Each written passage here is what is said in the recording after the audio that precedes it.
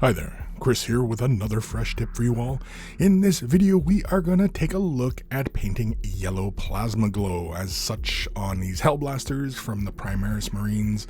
Of course, everybody who's been collecting these models has these little plasma coils all over the place, and of course this applies to any model really where you want to glow. To get us started, we're going to use some ceramite white with a bit of Lamian medium. I'm pretty sure I only chuck about a drop into the mixture, kind of a 1-to-1, probably a little less than a 1-to-1. And this is really just to thin the color out and make it nice and smooth. We will have to apply more than one coat. I do believe I only put 2 coats down, and ceramite white is really fantastic in that regard, as it covers very readily. You can see even as it's thinned out, it sits on top of the gray primer. The gray primer, by the way, if anybody's wondering, it is Stynylrez light gray. It's almost the same color as the plastic itself, applied by an airbrush at around 25 psi, and then of course the gun was just given a quick base coat of Black Templar contrast. Flash gets yellow and Lamian medium is next. We're going to slap a little bit onto the palette. We're going to use, I think 2 drops. Yeah, let's do 2 drops. And we're going to thin this down. Now we're basically going to turn this into a thin like glaze. I'm using a very generous amount of water in my bristles here to thin the color out just a little bit further. Now, basically with this glaze here, I am working this color about 2/3 the way down and bringing it up towards the curvature on the coils. You know, it kind of comes to almost a round 90-degree turn at the top kind of thing. We're going to build the color up towards that color, or to that corner, I should say. And that is really going to be the basis, so that we have a bright white kind of at the base of the coils, closest to the main body of it, the frame as you will. I also really saturate the very top of it, so really the brightness is only going to be at that little line at the base closest to the body. And you can see here with this color, I'm also basically sketching out where I want the glow to occur on the body of the gun itself. Now we are going to go back and forth along that just to establish the glow. And of course, as you're building up color here, you see I'm coming in with a second layer, and I'm just building it up. This time with this color, I'm only going about halfway down the detail. I'm trying to preserve as much of that white at the base of the detail as possible while building up a strong yellow at the high point. As you can see, I'm just simply laying it into the recesses, as it were. And then of course I reestablish another layering around the perimeter of the detail. Again, when working in fine glazes like this, you are going to have to go over multiple areas. Now you can see here where we finish off the brush stroke, when we are glazing, it deposits a fair amount of the color. And if you have a lot of water in your brush, it actually runs very, very runny like that, versus if you have medium, it'll actually flow a bit more like the paint. So you can actually control a little bit better if you have the medium, especially when you're glazing. I know there's many out there who glaze with simply water added to their paints, but for people who are relatively new to the concept, I strongly recommend using a medium to help you with this process. You'll find that you enjoy it much more.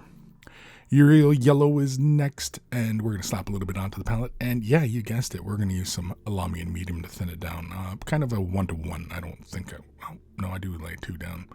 Apparently we're going to glaze this one as well. Like, I don't even know what I'm doing here.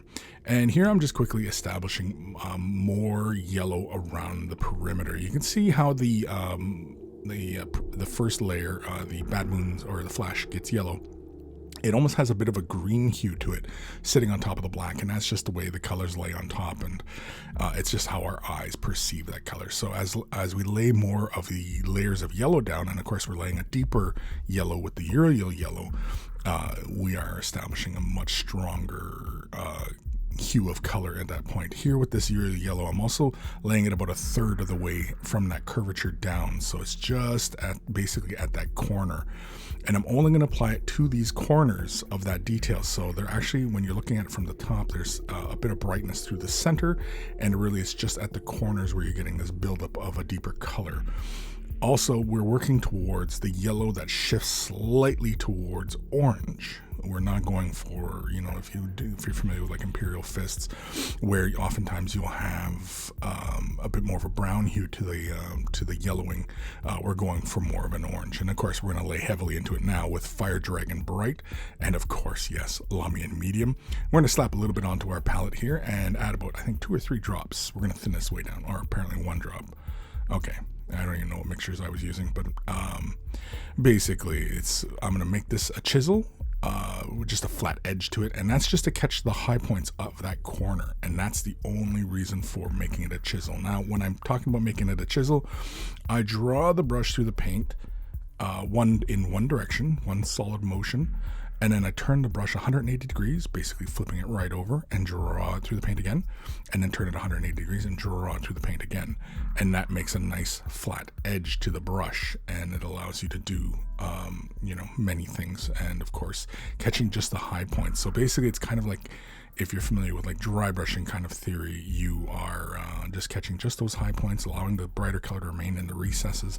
And that's really what I was looking for at that moment. Here, I'm concentrating more of these brush strokes towards the outer portion of the glow. So I don't want to run over too much of the yellow that's already been laid down. I want to actually build upon that. And so you'll see here with this orange, I'm laying this down. And I do this about 3 or 4 times, laying this down. You can see it's kind of heavy, and I can just quickly wipe my brush off and just with a clean damp brush pull that excess color out. And of course, if you have too much water and you run into some of the details on the model, as long as you're fast, you can pick that color right up and it won't leave a mark. But as long as you're fast. And of course, when you are seeing tide marks or anything like that, that's usually from the paint being overly thinned with water. When doing it with mediums, it does not leave a lot of tide marks, unless of course you use a lot of water in your bristles.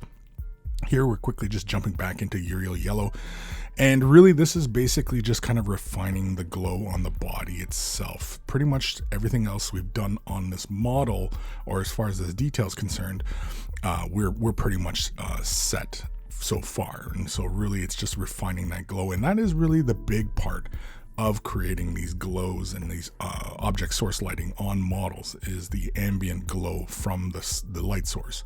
We're jumping back into Flash Gets Yellow. I just want to catch some of these corners, and basically I'm laying this along the edge of the body, like where it encompasses the coils itself. How I'm at a loss for words how to describe what I'm doing there, but I'm just catching just those edges. It's not quite an edge highlight or anything like that, but it's sort of like that, just following that perimeter, just to build it up. I don't want to lose that intensity on the coils itself, and so again, it's really just kind of a bit of a balancing act. But when you are working with the paint in very thinned out consistencies like this, it's fairly easy to slowly build up rather than lay too much and obviously overwhelm the piece. We're jumping back into Ceramite White, just a little bit onto the palette. We're going to grab probably about 2 drops. Yeah, 2 drops of Lamian Medium, just to thin it out. And we're also going to use just a bit of water. Well, it's quite a bit of water in the bristles there.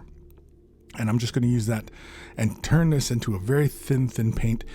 And normally I would probably add flow aid so that this deliberately fell within the recesses. I'm looking for this color just to fall within the insides of each of those little coils, and so you can see it looks like a series of dots.